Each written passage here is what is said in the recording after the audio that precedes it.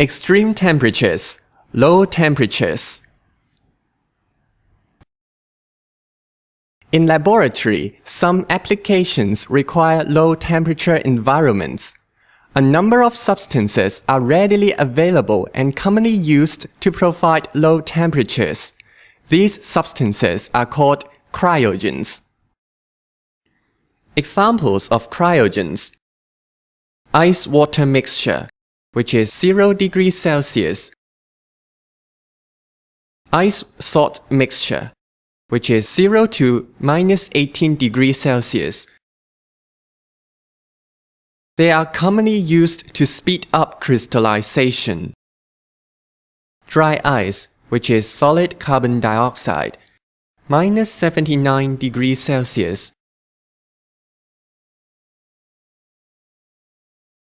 It can be used to slow down vigorous reactions with organic solvents with low freezing point, such as ethanol, toluene, hexane, etc. In some reactions, the low temperature reduces the amounts of undesired side products.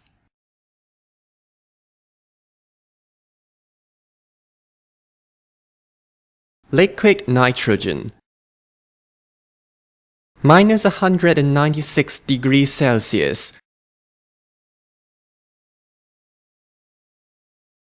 It can be used to trap undesired organic vapors pumped out in vacuum lines, cool high-temperature superconducting compounds for superconduction, and cool infrared cameras.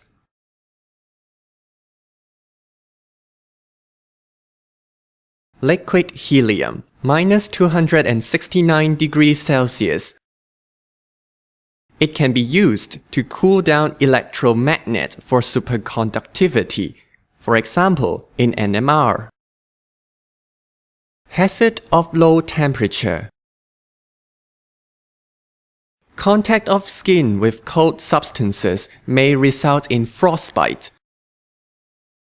Unlike hurt by heat, frostbite may not result in pain at the beginning, but pain emerges when frozen tissue starts to thaw. The damage of tissue may be unrecoverable.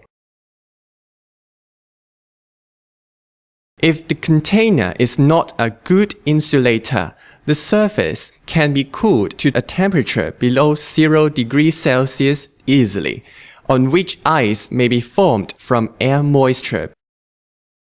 Skin accidentally touching these surfaces may stick to the ice and get torn if pulled away. Asphyxiation hazard. Cold gases given out from cryogens such as dry ice, liquid nitrogen, and liquid helium also pose asphyxiation hazard. These gases do not damage human tissue or cells, but they dilute oxygen content in air.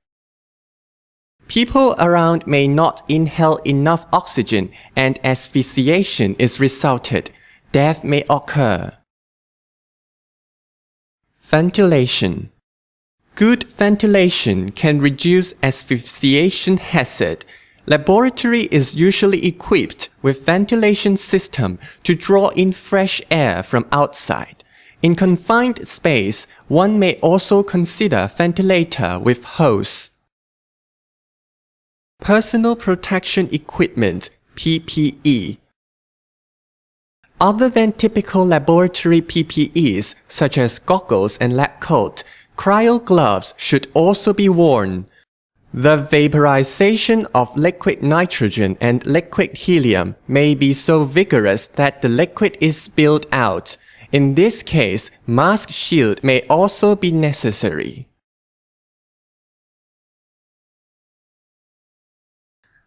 Liquid nitrogen trap. Liquid nitrogen trap is a common setup to trap undesired vapors in vacuum system or to freeze a solution of organic solvent. In both cases, an evacuated glass tube is cooled in liquid nitrogen. Liquid nitrogen is usually contained in a Dewar flask which can effectively keep the temperature of the content. Correct procedures to set up the trap. First, evacuate the glass tube.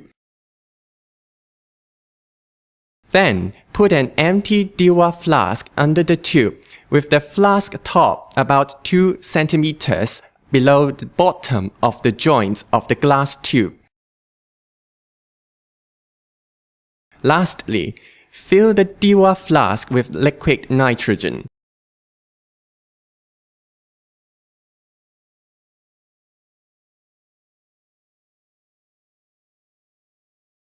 Common mistakes in setting up liquid nitrogen trap. Mistake 1. Cooling the glass tube before evacuating the tube.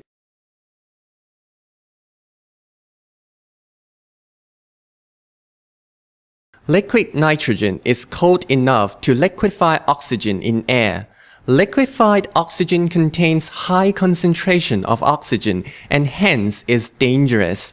It may react explosively with organic substances including vacuum grease, Teflon tape, and any organic solvents that may be in the trap.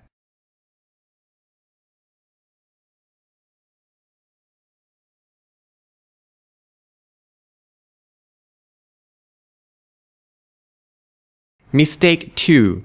Putting a filled Diwa flask under the tube.